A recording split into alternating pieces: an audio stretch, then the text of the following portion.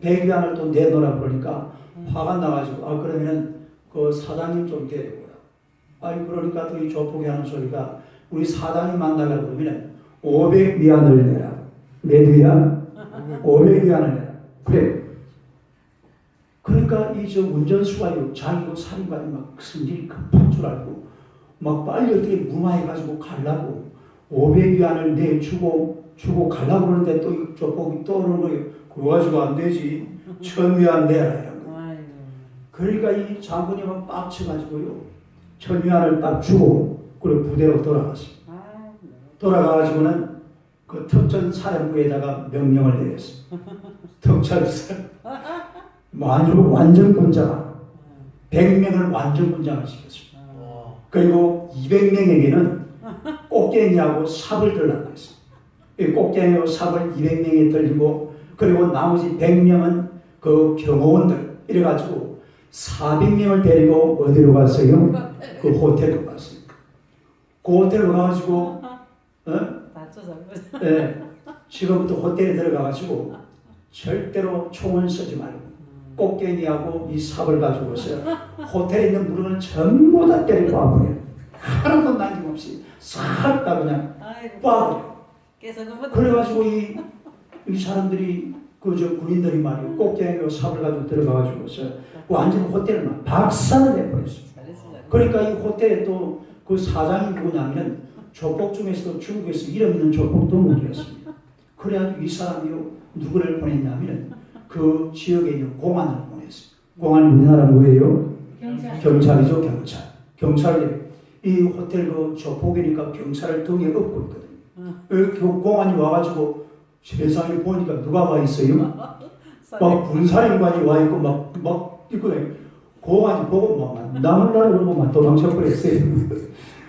그래가지고 나중에 이 조폭 두목이요 알아보니까 이 장군이 누구냐면은 27군 사령관이고 또 시진핑이가 아주 총애하는 그런 군인 중에 한 사람이랍니다. 그리고 그 양반 아버지가 그 전에 국방부 장관을 지낸 사람이라고. 우리나라도 국방부 권세가 당당한 사람. 이래가지고 이 조폭두목이 돈을 얼마를 싸들고 갔냐면은 3억 5천만 원을 들고 갔습니다. 3억 5천만 원을 들고 가서 무릎으로 싹싹 빌었어요. 한 번만 받아라. 똑같네. 3억 5천만 원이. 3억 5천. 이러고 막 싹싹 빌어. 돈 필요 없다고. 그리고 호텔을 다시 한 번 더 깨끗하게 수리하라. 깨끗하게 수리하라. 내가 깨끗하게 수리하고 한 번만 더 때려 볼 테니까 한 번 더 깨끗하게 수리하라.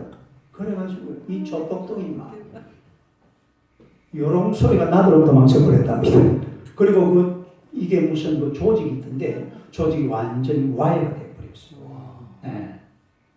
괜히 그 27군 사령관 생긴 게 사람이 아주 남자답게 생겼던데 지금 이 동영상에 나오는데 그걸 내가 보여줄랬더만 못 보여주겠네. 완전히 내가 그 동영상을 한 3번인가 봤어요. 왜냐면 너무 신나는 거예요. 이야, 그래, 이놈들 이렇게 좀 없애버려야지. 이놈들은 막 이렇게 하면 좀 손을 본때를 좀 봐줘야지.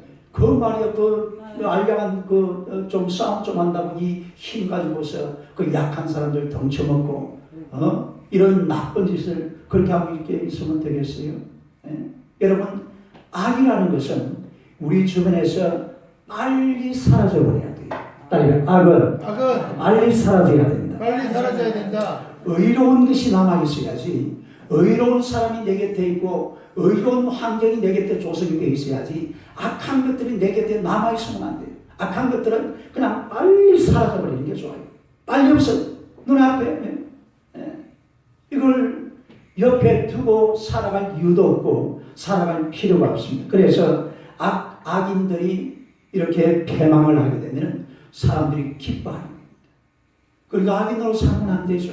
따라서 의인으로 살자. 어떻게 살아요? 우리가 의롭게 살고 하나님의 은혜로 살아야지. 악인으로 살다 보면 이런 일을 당할 수도 있다는 이야기잖아요. 악인으로 살아서는 안 돼요. 그 다음에 11절에 보면 정직한 자의 11절에 뭐라고 했어요? 축복. 네, 정직한 자의 축복과 악한 자의 입으로 말미암아 죽으로 얻으는. 네, 정직한 자의 축복과 악한 자의 한번 읽어봐요. 시작. 정직한 자의 축복과 악한 자의 11절을 다 같이 한번 읽어보겠습니다. 시작. 성읍은 정직한 자의 축복으로 인하여 진흥하고 악한 자의 입으로 말미암아 무너지느니라. 성읍은 정직한 자의 축복으로 인하여서 진흥한다. 정직한 자의 축복으로 진흥한다. 그러니까 여러분, 정직한 사람은 인생길을 정당하게 걷는 사람들, 정직한 사람들, 정의로운 사람들. 그런데 우리가 이 정직이라는 이야기 할 때에 시편 33편 4절을 반드시 알아야 돼요. 한번 찾아봅시다. 시편 33편 4절. 시편 33편 4절.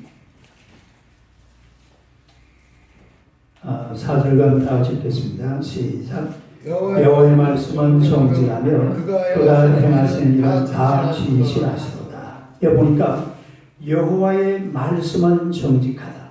따라해. 여호와의 말씀은 정직하다. 여호와의 말씀은 정직하다. 요 말씀을 모르고 정직이라는 말을 쓰면 안 돼요. 에?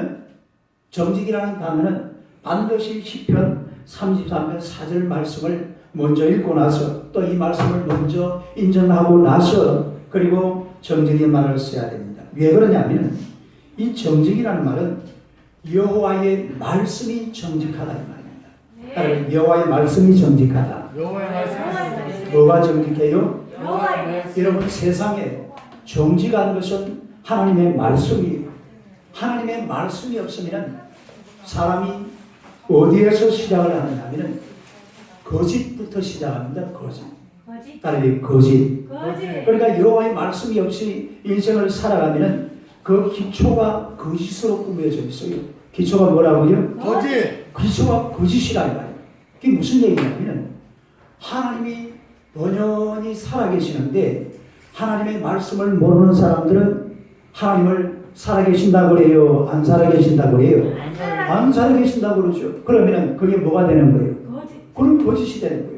이건 누가 조장하는 거 하니까 마귀가 그렇게 시키는 겁니다. 하나님은 안 계셔. 하나님을 뭐야? 하나님 있으면 내 손에 한번 가지고 와봐. 하나님을 모시고 내려와봐. 내 눈에 한번 보여봐. 딱 그렇게 말하잖아. 이것은 마귀가 하는 짓거리입니다. 이건 거짓이에요. 거짓. 예? 이 마귀는 이런 거짓을 조장해가지고서 사람들에게서 저 사람은 대단히 정직한 사람이다. 대단히 정직하다고 이야기하려고 하면 시편 33편 4절 말씀부터 인정을 하고 들어가야 그 사람을 정직하다고 말할 수가 있는 거예요. 근데 우리는 사람들이 안 그렇잖아요. 거짓말 안 하고 그냥 정직하고 착하게 살면은 이거 참 그 사람은 정직하다 그래 말하는데 그게 정직한 게 아니라니까요. 정직한 사람은 하나님부터 인정을 해야 사람이 정직하게 되는 거예요. 마귀가 세상을 그렇게 만들어 놨어요. 거짓으로 살면서도 이게 정직한 것이다. 성경을 찾아보세요. 요한복음 8장 44절. 요한복음 8장 44절 한번 보겠습니다. 44절. 44절요. 한번 읽어요. 시작. 너희는 너희 아비 마귀에게서 났으니 너희 아비 욕심대로 너희도 행하고자 하느니라. 그런 처음부터 살인한 자요 진리가 그 속에 없으므로 진리에 서지 못하고 거짓을 말할 때마다 죄것으로 말하나니 이는 그가 거짓말쟁이요 거짓의 아비가 되었습니다. 45절. 내가 진리를 말하므로 너희가 나를 믿지 아니하는도다. 여기 보니까 마귀는 거짓의 아비라고 했습니다. 거짓의 아비. 거짓의 아비가 누구예요? 마귀라요. 그러니까 마귀는 거짓의 아비이기 때문에 절대로 하나님을 인정 안 하는 거예요. 하나님을 인정을 안 하려고. 그런데 하나님을 인정을 안 하면은 사람들은 자기도 모르는 사이에 거짓 세계 속으로 들어가는 겁니다. 그러니까 하나님을 모르는 모든 사람들은 지금 어떤 세상에서 살고 있는 거예요? 거짓 세상에서 살고 있는 거예요. 거짓 세상. 이게 참이 아니에요. 그러니까 내가 거짓말쟁이가 아니다. 나는 정말로 정직한 사람이다. 이렇게 담담하게 고백할 수 있는 사람이 누구냐면 하나님을 인정하는 사람, 하나님의 말씀을 아멘으로 흠양하는 사람, 이런 사람들이 정직한 사람인 줄로 믿습니다. 아멘. 그런데 하나님을 인정하는 사람들을 야, 그 사람 참 정직하다, 그렇게 말할 수 없다 이 말이에요. 네? 왜 그렇습니까? 하나님이 살아계시는데 하나님의 살아계심을 인정을 안 하니까 그 사람이 거짓말쟁이다 이 말이에요. 따르게 거짓말쟁이. 하나님이 살아계시면 하나님의 살아계신 것을 인정을 하고, 다시 말해서 아버지가 살아계시고 어머니가 계시는데 자기 아버지 어머니를 인정 안 하는 사람이나 똑같은 사람들이에요. 그건 거짓말쟁이다 이 말이에요. 하나님이 번도 없이 살아계시는데 하나님을 인정 안 하는 사람들이 내가 정직한 사람이다, 그렇게 말할 수 없는 것이 우리가 살고 있는 세상의 근본적인 모습인 줄로 믿습니다. 아멘. 정말로 세상이 민낯진 거예요. 근데 사람들은 마귀에게 쏟고 있거든요. 마귀가 딱 세상을 일깨워가지고 그 세상에서 착하게 살고 정직하게 살면 그게 정직한 사람이야, 그게 선한 사람이야, 그게 의로운 사람이야. 그래가지고요, 뭐 나라를 위해서 뭐 어떻게 하고 나면 그 사람은 의인이다, 뭐 이렇게 말합니다. 이게 전부 다 성경적인 근본적인 개념하고는요 다 좀 차이가 나요. 의인도 마찬가지고 정직한 자도 마찬가지고. 그래서 우리나라 같은 이런 나라들을 보세요. 자, 우리가 다시 본문으로 돌아가서 11절을 다시 한번 읽어봅시다. 11장 11절 한번 읽어봐요. 시작.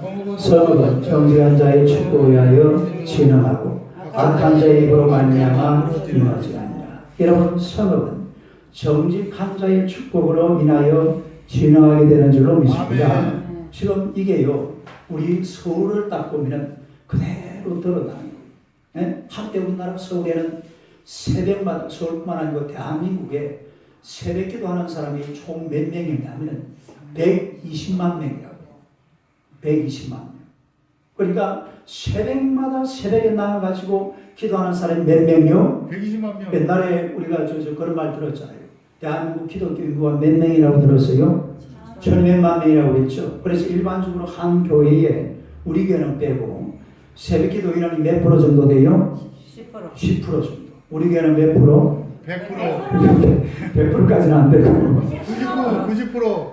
그러니까 새벽 기도 나와서 새벽마다 우리 대한민국 복을 달라고 정직한 자들이 말이고 이 나라를 복 달라고 하나님 앞에 기도하면서 새벽마다 외치던 사람들이 120만 명씩이나 얼마나 그것도 눈물을 쏟아가면서 얼마나 열정적으로 기도를 했는지 몰라요.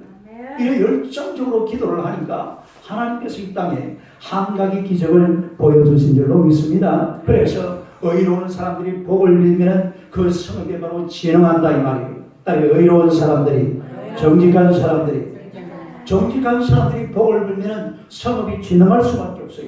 그 여러분들이 이웃을 향해서 복을 빌면 그 이웃이 복을 받을 줄로 믿습니다. 할렐루야.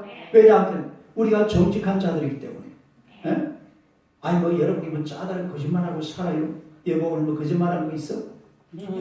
뭐 나한테 거짓말한 거 없어? 뭐 짜다란 우리 안정욱 집사님 오늘 뭐 미국에 전화해가지고 거짓말한 거 있어요? 없잖아요. 그런 거 별로 뭐 거짓말을.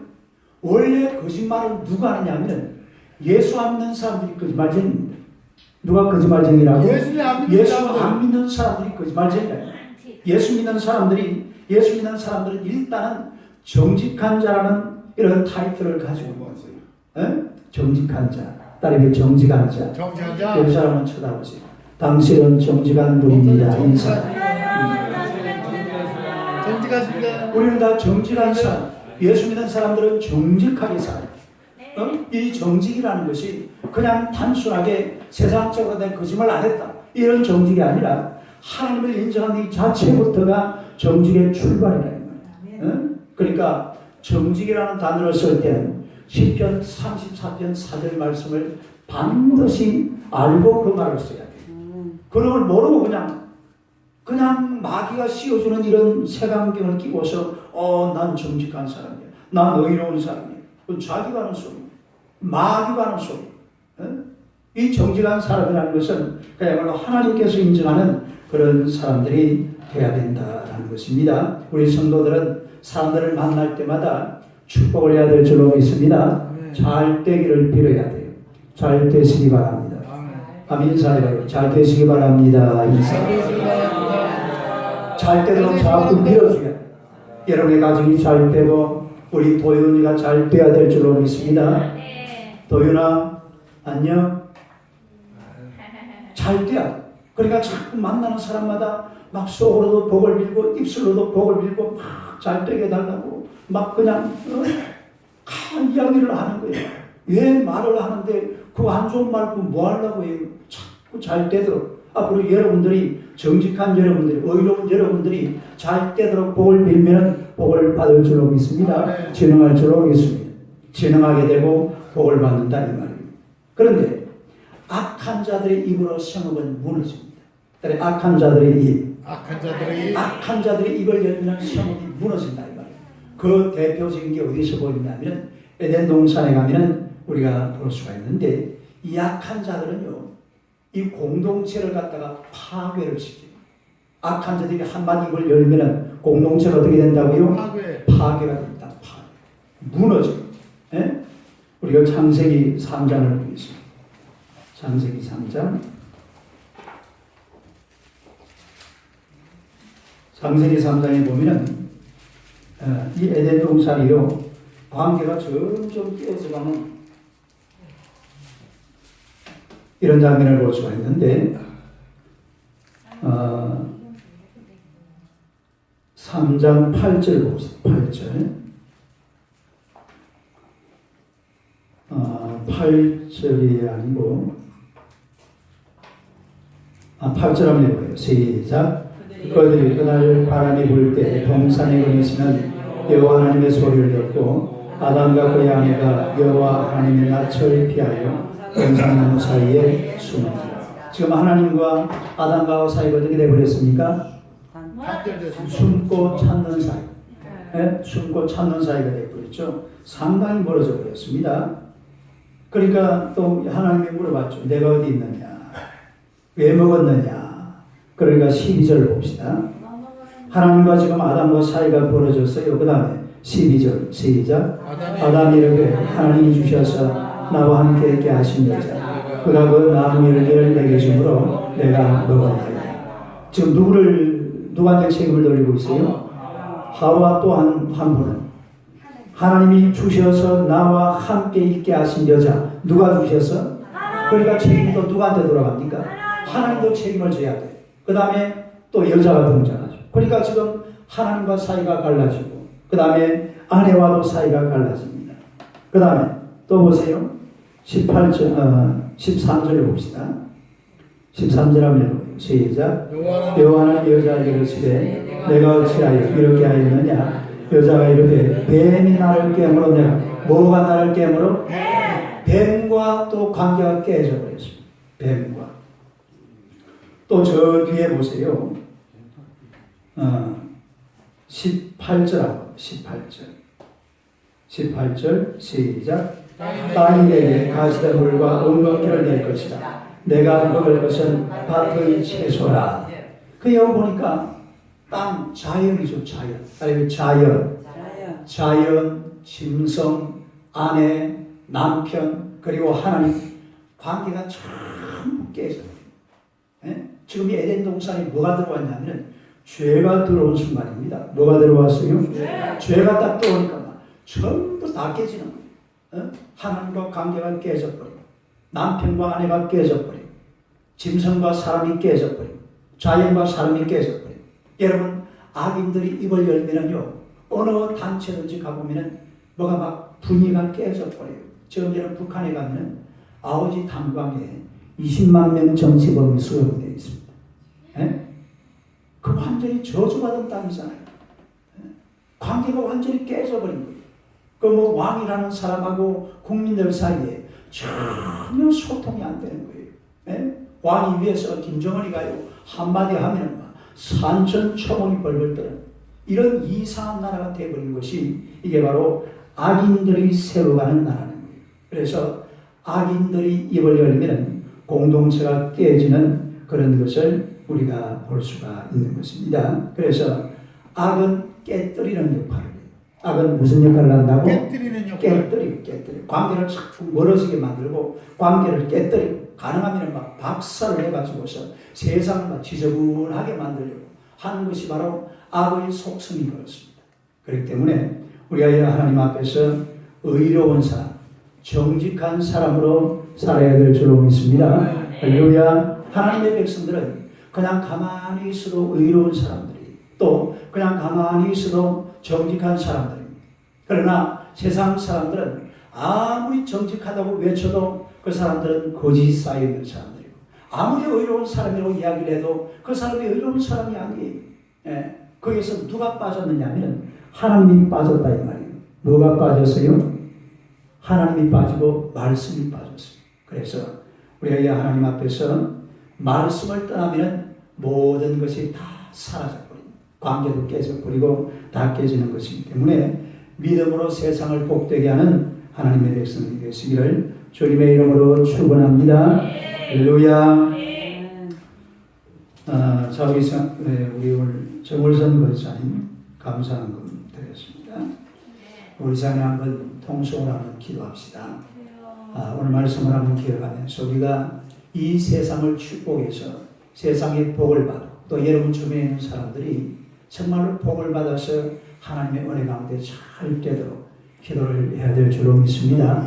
아닌 게 아니라 우리 전동규 전도사님도 결혼을 해가지고 이제 옆에 사람이 항상 있어야 안 되겠어요. 외로워. 그 하여튼 어쨌거나 간에 기도도 열심히 하고 또 이제 이번 토요일 날은 우리 김보현이사님 부부가 이미 결혼했습니다만 하나님께 가정에 큰 복을 주셔서 잘 되고 하나님께 영광 되는 귀한 가정이 될 수 있도록 기도하시고 또 우리 김영중 자매를 늦게 오셨는데 오늘 생일입니다.